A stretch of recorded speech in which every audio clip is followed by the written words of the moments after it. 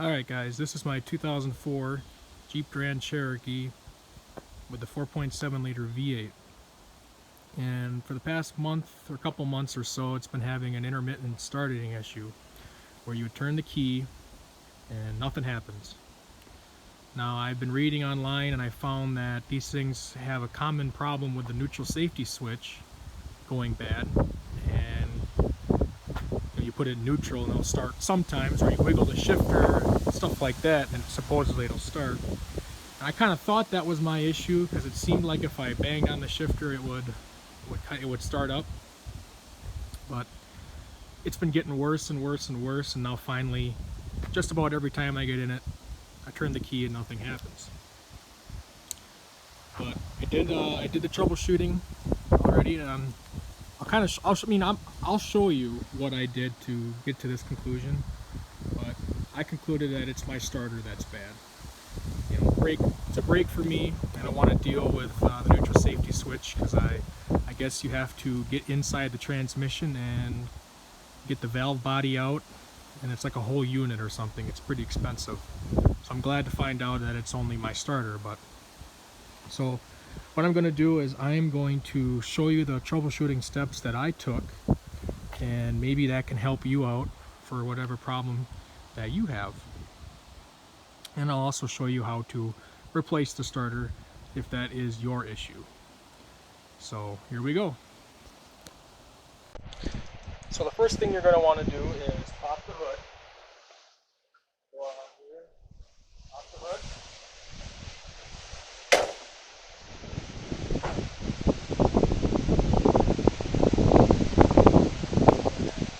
Under here, I'm going to apologize beforehand for the wind. It's a little windy out today. Nice fall day here in Wisconsin.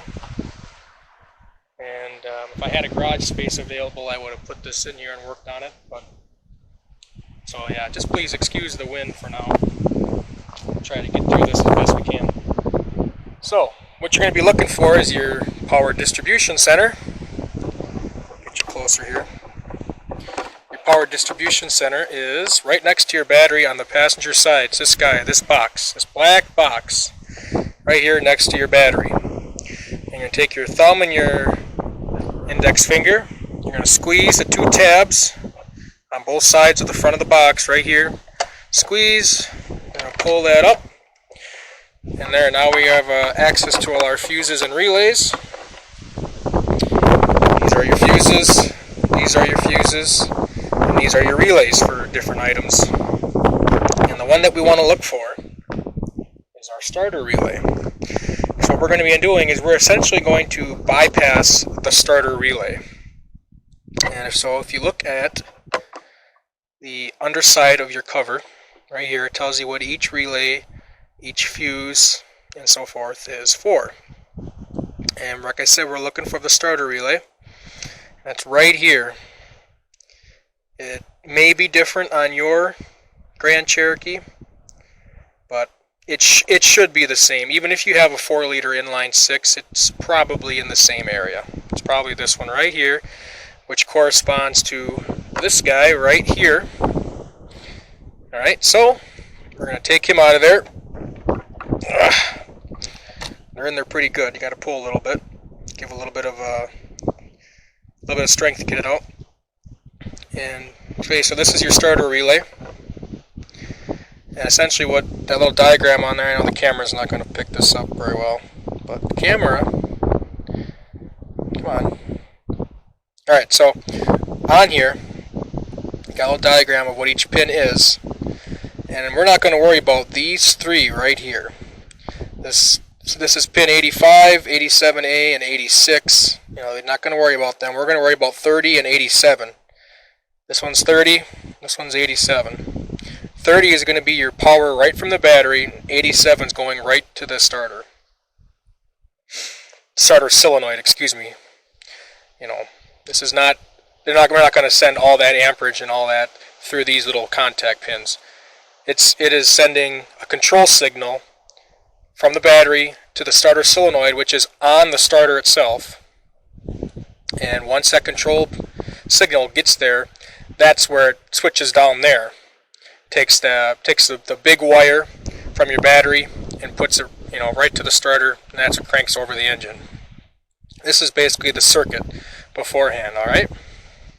So, what we're going to do, like I said, we're going to jumper this guy out. We're going to take him out of the equation because it's the best time to do it is when your car is not starting. If it's not starting all the time, well then you can just do it whenever. But if it's like me, where it's intermittent, best time to do it is when it's acting up. I know you may not have a wire all the time laying around like I do, but I did this troubleshooting steps when it was acting up and when it didn't start. So what I'll do is, I'll be right back. I'm going to grab two pieces of wire and I will show you what I did. Alright, so I'm back with 2 pieces of wire. I just had some scrap wire laying around, cut them about the same length or so. What we're going to do, like I said, we're going to bypass this relay.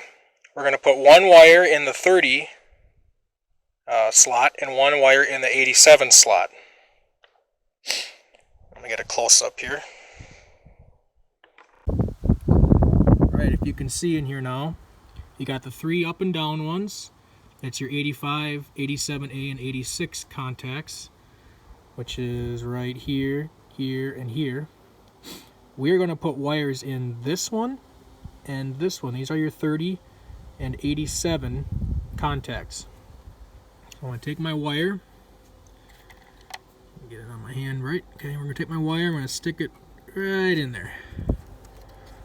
Got to get down in there a little bit, make contact with the tabs, the metal tabs that are on there. I'm going to take my other one and do the same with that one. Okay? Yep. And make sure you have them twisted pretty good, otherwise they're not going to go in there very well. You want them to be pretty stable. You don't want them to be flopping around. Maybe make good contact that way. Once again, this is just temporary. We're just troubleshooting here. I mean, if you have spade connectors, this would be, that would be even easier. This is just, something you got laying around. Just grab it real quick and try this out. So now that you got them put in there, next you're gonna want to make, well, first off, make sure they're not touching each other. Make sure they're away from each other. You're gonna go inside the vehicle and put it in run. All we're gonna do is we're gonna take those 2 wires and we're gonna touch them together, and that is bypassing the starter. And if your starter cranks over, the starter should be good. But if you try to go in your car and turn the key and it doesn't start, your neutral safety switch is probably bad.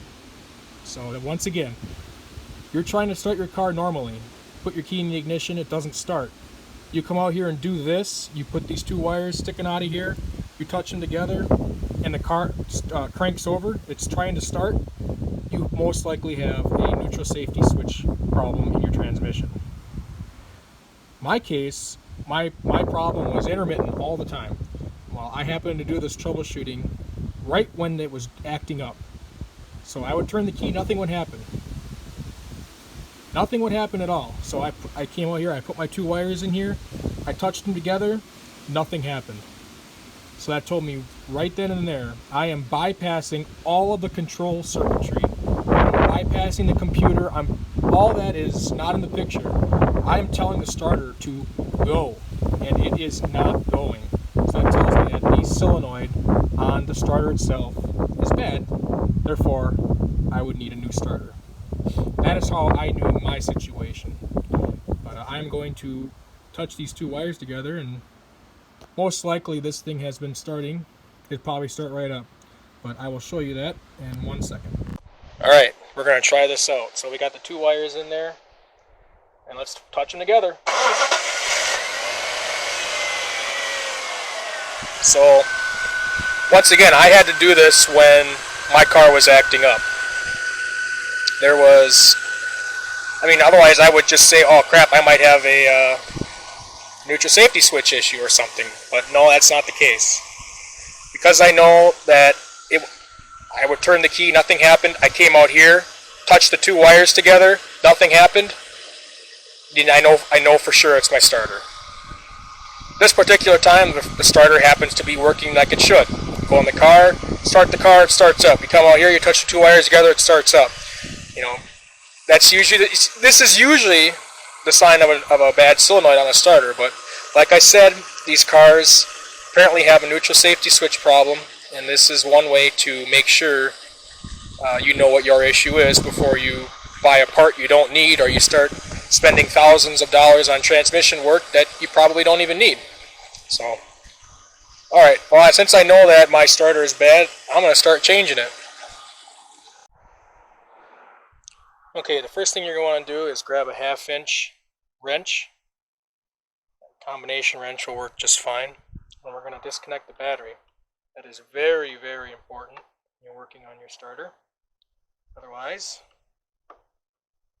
you will have power down there, and when you're unhooking the big cable that's on your starter, that thing is basically right off the battery. That is hot. When you touch ground, you will have a big spark and maybe even a fire. You don't want to do that.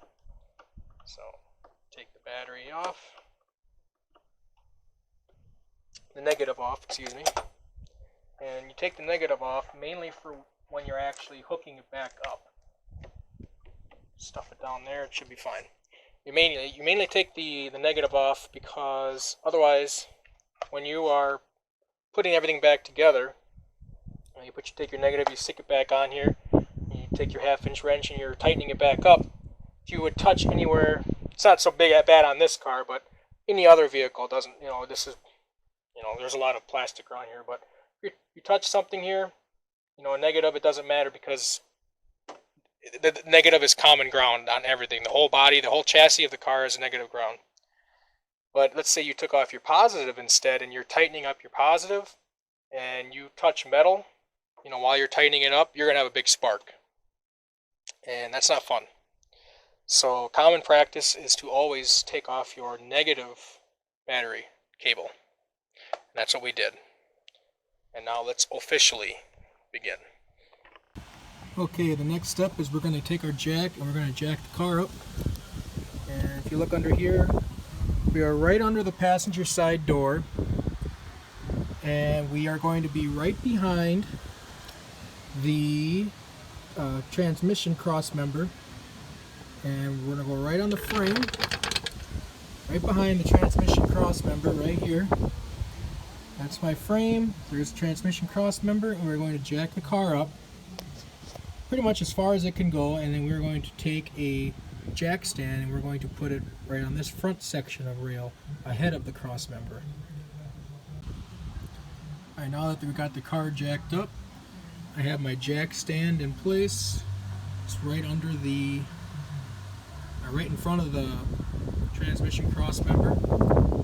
Now let the car down, and you see the jack should start coming down. There it is, and we are supported by the jack stand. Now that is taken care of, we should have plenty of clearance now to get to the starter, which is going to be right to the right, up in this area, right up in here. Alright, so we're under the car on the passenger side. Here's the passenger side front tire. Right here is the lower control arm. Pretty tight space under here. You look up, this is one of the, I think it's a resonator for the exhaust. And if you can see up in here, right, let's let the camera focus. There it is. That is the starter right up here. Right here. This is the starter. Right there, I'll just point at it. It's up in there a little ways. Alright, there's two 15mm bolts holding it on. And there's one right there, if you can see it. I think I'm going to point at it. Right there. That is a 15mm bolt from the rear side of the car, facing, from the rear.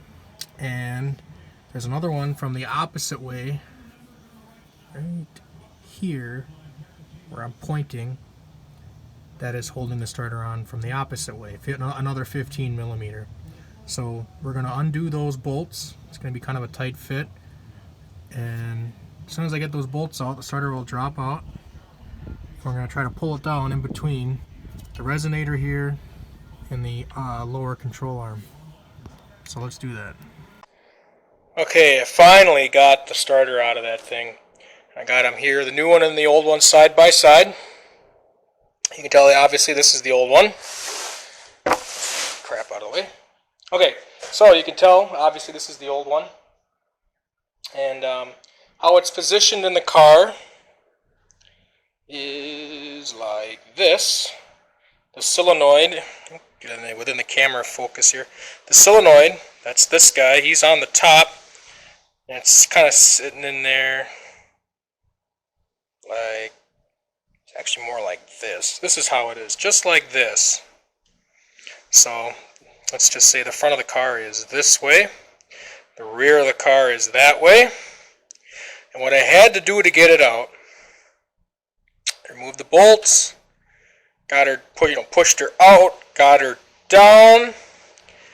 I had to move it this way, because right below it right here is the lower control arm, and the exhaust is like right here. It's very, very, very tight. I couldn't even get a camera in there to try to show you. So I'm just going to try to explain it to you the best I could. So, like I said, it's up here to begin with. You push it out, pull it down as best you can. You're wiggling and moving and trying to get it. Then you got to pull it forward, but right about here on the passenger side frame rail is a brake hose, and it's on a bracket, and it's mounted to the frame rail. It's got a 10 millimeter bolt on it. You want to take that bolt out and take that bracket off, and you push that bracket forward. Once you push it forward, you'll get enough room to maneuver this back the rest of the way. Then you can tilt it down, and you can view this side, and you can see the solenoid. So we're going to see, once we tilt it down, you get the view like this. You're looking at it, and you're staring up at it. Your positive battery cable is hooked to this.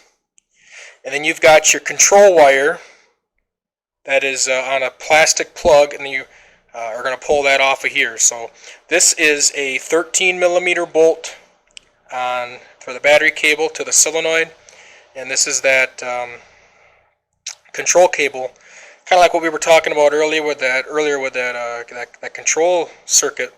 That's what's going through that starter relay.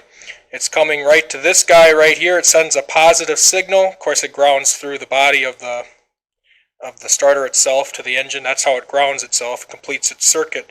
So you're sending 12 volts to this, which then enables this solenoid, which is basically, it's like a big plunger inside here, and it claps together, and it sends power then from this bigger, assembly here, which has the big starter cable on it, and that's what sends power to here.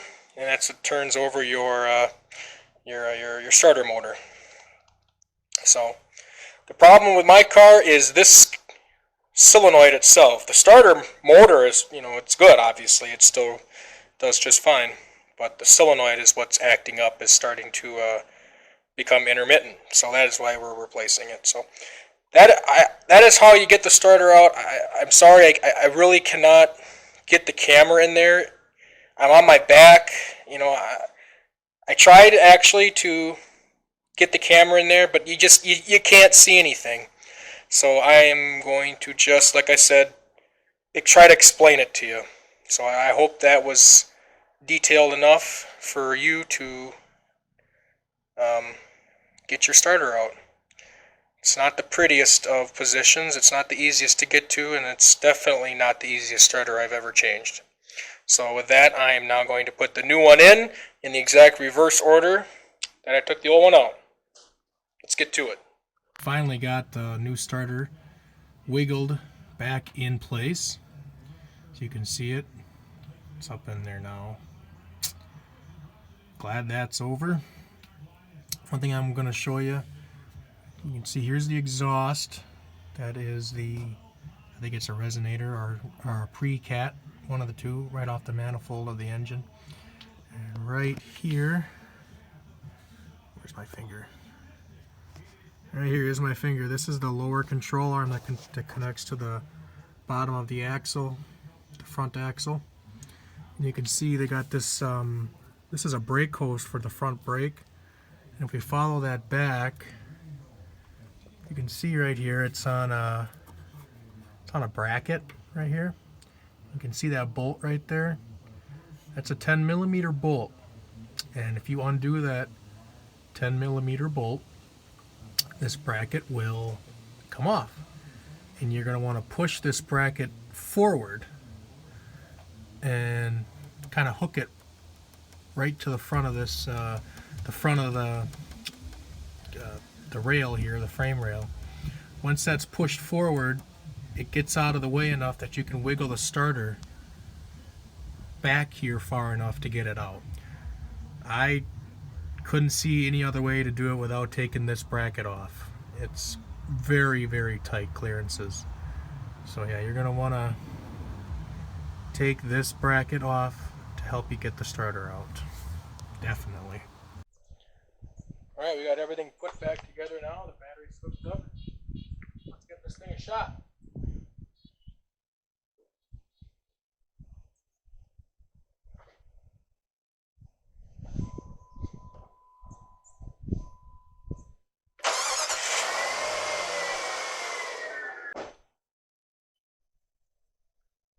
Well, how about that? Starts right up, sounds great.